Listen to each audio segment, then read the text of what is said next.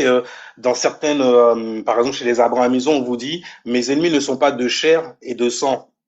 Ça vous parle pas? C'est carrément une entité lorsque vous allez parler à vos mamans qui sont chrétiennes ou à vos papas qui sont complètement colonisés du mental.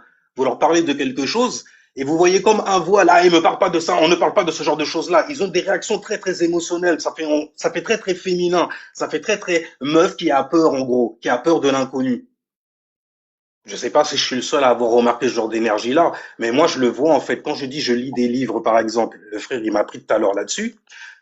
Quand je dis je lis des livres, je te vois comme une constellation. Si jamais tu me donnes en fait tes coordonnées astrologiques, je vais te lire comment on lit un livre.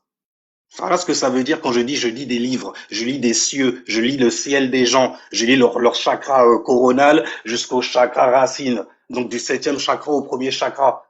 Tu vois, t'as pas besoin en fait limite t'as même plus besoin des livres des autres après.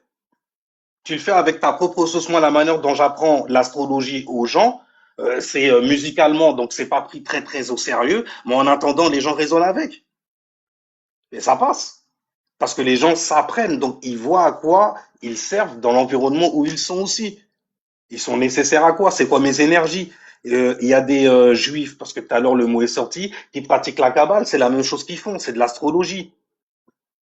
Vous-même, quand vous parlez d'Osiris et tout ça, et vous parlez de Maat, quand vous parlez d'Osiris, vous parlez de Saturne. Saturne est en exaltation. Une exaltation, c'est un endroit où tu as toujours rêvé d'être. Où ça? Dans le signe de la balance. Et la balance, elle a appelé quoi? La Maat, l'équilibre.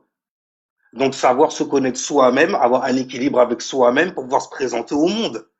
Après, là, tu vois que, ouais, dans le monde, il y a des choses qui se passent, c'est dégueulasse. Il y a des injustices qui se font aussi qui sont dégueulasses. Mais toi, tu pourras pas être là partout. T'es pas ce super héros-là. Par contre, dans